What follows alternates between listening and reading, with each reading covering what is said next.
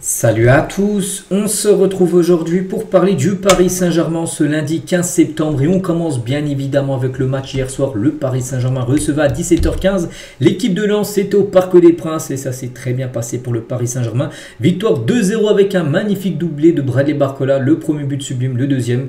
Pareil, voilà, donc 2 buts inscrits en dehors de la surface pour Barcola et victoire bien sûr des Parisiens sans prendre de but, donc parfait, troisième clean sheet en 4 matchs cette saison bien sûr pour l'équipe parisienne. Et donc le PSG est déjà tout en haut bien sûr de la Ligue 1 avec 4 matchs, 4 victoires, c'est la seule équipe à avoir gagné tous ces matchs depuis le début de saison. Donc 10 buts marqués pour 3 buts concédés, les 3 avaient été contre Toulouse, il y avait une victoire 6-3, donc plus 7 en différence de but, donc oui le début de saison est très bon et ça c'est parfait bien sûr avant.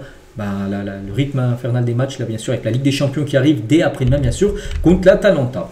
Concernant bien sûr quelques records, tiens, donc le PSG reste sur 6 victoires consécutives en championnat face à Lens. On va pas toutes les citer, mais voilà, 6 derniers matchs contre Lens, 6 victoires d'affilée. Il s'agit d'un record pour les Rouges et Bleus contre Lens, voilà, de 6 victoires d'affilée contre eux. Le PSG reste également vaincu lors de ses 12 derniers matchs officiels face aux Lensois au Parc des Princes. Le Paris Saint-Germain a marqué également lors de chacun de ses 24 derniers matchs de Ligue 1, 65 buts au total sur les 24 derniers matchs de Ligue 1. Sa plus longue série du genre depuis août 2018 jusqu'à septembre 2019, où il y a eu 44 matchs d'affilée, au moins avec un but en Ligue 1.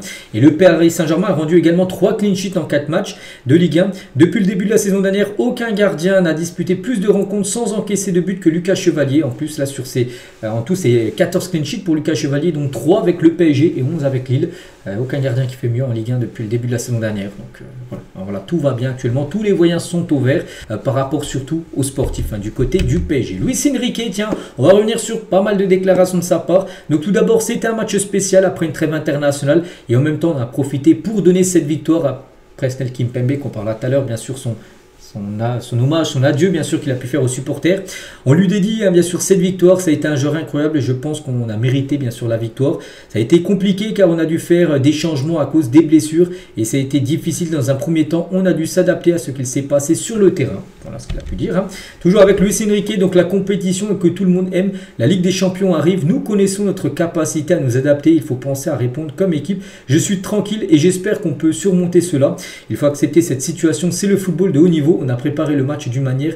Il faut faire un Tetris pour répartir les minutes aux joueurs et voir dans la globalité, bien sûr, parce que là, actuellement, il y a pas mal de blessés.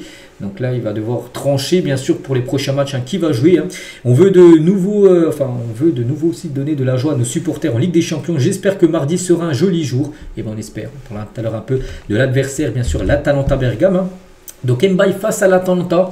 Et peut-être, vu tous les blessés qui en attaquent, on se dit que le jeune Ibrahim Mbaye, qui a pu jouer hier, a des chances de jouer. Donc il a dit, j'ai des options différentes. Ce n'est pas le moment de dire qui va jouer. J'ai confiance en toute l'équipe. Mais oui, il y a des chances qui jouent, on verra. Donc on a beaucoup de joueurs qui peuvent jouer à plusieurs positions. C'est une possibilité positive. Il faut accepter cela et chercher à améliorer bien sûr l'équipe. Donc c'est un match complet et nous savions que ce serait difficile. Voilà, contre Lens. Toujours avec bien sûr ce match. Donc pas première période en tribune, parce qu'en première mi-temps, il était en tribune. On pouvait voir Raphaël Paul, son adjoint. Il avait des oreillettes quand il était filmé, donc il était en relation directe avec Luis Enrique qui regardait le match en tribune. Il a dit, il y a très longtemps que je pense avec le staff à améliorer notre performance. J'ai vu les coachs de rugby regarder avec une perspective différente, parce que oui, souvent les coachs de rugby regardent les matchs en tribune, donc du coup ils sont beaucoup plus hauts que sur face du terrain et comme ça tu vois le match différemment. Il a dit, j'ai vu la première période en tribune et c'est magnifique, c'est différent car je peux tout contrôler et c'est une option intéressante que je pourrais utiliser à l'avenir. Donc il dit que certains matchs, il regardera les matchs depuis les tribunes tout simplement pour voir une autre perspective bien sûr du match, et avec son adjoint qui sera en directe relation avec lui par oreillette. Tu peux faire une causerie parfaite car tu vois qui a été bon sur la pelouse, cela donne beaucoup d'informations et je pense que c'est positif. J'ai vu la deuxième période de façon normale, voilà ce qu'il a pu dire Luis Enrique. Il a parlé aussi de Bradley Barcola qui est actuellement un atout fort en attaque au vu de tous les blessés qu'il y a, donc lui sera lui l'atout numéro 1 en attaque pour les prochains matchs là. Donc on aura le même rôle que d'habitude, il a été un joueur très important, il est international tout le temps avec la France, il a la qualité, il est rapide, c'est un joueur différent. On est très content d'avoir Bradley Barcola du côté du Paris Saint-Germain. Il a joué à un très haut niveau la saison passée, c'est un moment spécial pour lui et pour nous en plus. Hier, homme du match avec son doublé bien sûr, Bradley. Et toujours avec Enrique, donc on a parlé avant le match de beaucoup de situations différentes et difficiles, mais je pense que l'équipe a mérité la victoire. Donc bon, c'est un peu la même chose qu'il disait tout à l'heure avec la Champions League bien sûr qui arrive. Voilà, on espère bien sûr que ça se passe bien pour Paris. Donc voilà tout ce qu'il avait à dire, hein, bien sûr Luis Enrique en conférence de presse. Hein. Il n'est pas les cheveux coupés, hein, voilà pour Luis Enrique. Voilà. On continue, tiens, cette fois-ci avec les notes. Tiens, les notes de certains Parisiens, les deux meilleurs. Donc déjà Barcola homme du match, une note de 8. Hein, et Vitinha aussi, gros match hein, de la part de Vitinha. Passeur D sur le premier but hein, de Barcola, il fait ça. Magnifique Lucarne, donc c'est lui qui fait la passe dès qu'il récupère le ballon juste avant, une note de 7 hein, pour Vitinha. Les autres notes, hein, donc il y a seulement 7 et 8, hein, après ça descend à 6 pour Zaïre-Emery, 6 pour Beraldo, Hernandez ou même Lucas Chevalier, puis après on a 5 pour Zabani avec Hakimi, puis après 4 pour Ramos. Hein. Ramos c'est qu'il a perdu pas mal de ballons lors de ce match hier, pourtant là il doit se montrer. Là, il va avoir du temps de jeu lors des prochains matchs. Il sera encore certainement titulaire contre l'Atalanta. C'est là où on sait que c'est plutôt un remplaçant. Mais là, les blessés, enfin, il y a pas mal de blessés en attaque. C'est là qu'il doit répondre présent. Et pour ce match hier, il n'a pas été bon. Voilà, Gonzalo Ramos, on espère que ça soit différent pour le match, bien sûr, d'après-demain. Et concernant les meilleurs joueurs de la 4e journée de Ligue 1, deux Parisiens, les deux meilleurs. Vitinha au milieu de terrain et Bradley Barcola figure parmi les meilleurs joueurs de cette 4e journée du championnat français. Et tiens, en parlant de Bradley Barcola en zone mixte, hein, mon premier but, donc ce n'est pas facile, c'est beaucoup de travail. Le deuxième, c'est travailler aussi, raconte l'homme du match. Hein. Je ne suis pas un joueur qui tire beaucoup, encore moins de loin. Et là, il a tenté 2 fois chance de loin et 2 fois ça a fini au fond des filets. À moins de faire mieux que l'année dernière, encore plus de buts, plus de passes décisives. J'ai bien récupéré pendant les vacances, je me sens bien physiquement et j'espère que ça va continuer, mon espère, parce qu'il nous faut un grand Bradley Barcola lors des prochains matchs. Donc là, il y a l'Atalanta. Il y a Marseille hein, dimanche prochain bien sûr en Ligue 1, là-bas à Marseille où il sera aussi certainement titulaire. Donc voilà, là on espère bien sûr qu'il élève son niveau de jeu ou qu'il continue là comme il a pu faire hier bien sûr avec un doublé. On revient aussi sur les blessures parce qu'on sait que là le PSG, contrairement à la saison dernière où ça a été une saison on va dire PSG a pratiquement pas de blessés tout au long de la saison, ce qui a permis à Luis Enrique d'avoir un groupe de plus de 22 joueurs à chaque fois et d'avoir beaucoup de possibilités. Donc là, les blessures touchent le Paris Saint-Germain. Est-ce que c'est la Coupe du Monde des clubs? J'en sais rien, hein, cette longue saison dernière. Peut-être, hein, on n'en sait rien, mais en tout cas, Kvaratskhelia, blessé hier. Il est sorti au bout de 30 minutes de jeu pour le match d'après-demain. Je ne sais pas s'il pourra tenir sa place ou non. Concernant Beraldo, donc lui est même sorti sur civière, donc on s'est dit, oula, ça sent pas du tout bon. Donc concernant Beraldo, les gars, donc les nouvelles sont plutôt rassurantes hein, quand même pour Beraldo malgré sa sortie sur civière. Donc il a passé des examens médicaux donc dimanche à la fin du match. Hein. Donc rien de grave, il souffrirait plutôt d'une entorse de la cheville. Bon, une entorse, voilà, une entorse, ça va prendre quand même quelques semaines, hein, bien sûr. Mais c'est moins grave que ce qu'on pensait qu'il aurait pu avoir un truc ligamentaire touché, un ligament touché, où là c'est plusieurs mois. Donc là ce serait peut-être plusieurs semaines. Bon, de toute façon, il sera forfait après-demain contre Marseille, tout ça. Beraldo, mais voilà. On a l'impression que ce sera moins grave que prévu. Et tant mieux, bien sûr, pour Lucas Beraldo. À noter que Kangini est également sorti sur blessure. Ça fait quand même 5 joueurs blessés. En plus, c'est quasiment que des joueurs offensifs. Hein. Dembélé, Doué, Kvara, Kangini. Beraldo en défense. Voilà. C'est vrai que les blessures touchent actuellement le Paris Saint-Germain. Voilà, concernant bien sûr les blessures et Elie, hein, donc sera fixé ce lundi matin. Selon ses sensations au réveil, hein, il saura s'il pourra être disponible ou non pour le match face à l'Atalanta. Donc là, aujourd'hui, entraînement. Il va se tester, si ça va, il y a des chances qu'il joue, si ça va pas, il sera forfait, tout simplement. Donc aujourd'hui on en saura beaucoup plus concernant Kangini, mais c'est que ce match a fait des ravages hier avec 3 nouveaux blessés, la trêve avec Dembélé Doué, c'est qu'actuellement... Hein, à niveau blessure, l'infirmerie est un peu remplie. Hein. Du côté de Paris, c'est pas une bonne nouvelle ça. On continue avec Kimpembe. On est obligé de parler de lui les gars par rapport bien sûr à ses adieux avec les supporters. Donc il était en larmes au moment bien sûr de dire adieu aux supporters parisiens.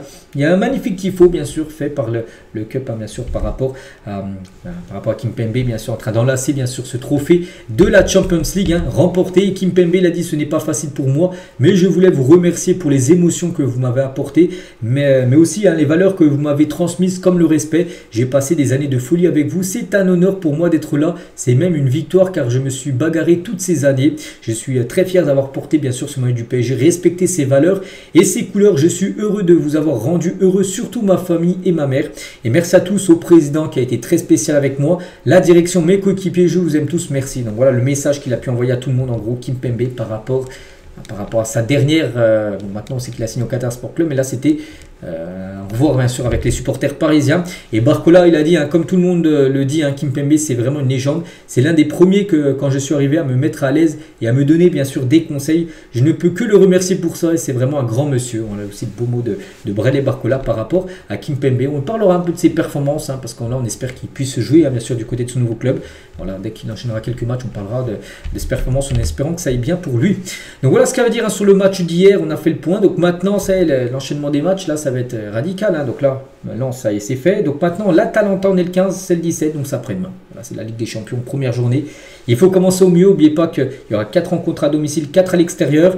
Voilà, contre l'Atalanta, c'est une équipe où il faudra s'imposer. Donc l'Atalanta, ce week-end, ils ont gagné 4-1, je crois, contre Lecce. Voilà, c'est une équipe qui vient de s'imposer. À noter l'homme du... pas l'homme du match, je dis, ça peut être l'homme du match, hein, on n'en sait rien. En tout cas, c'est l'arbitre du match. Hein.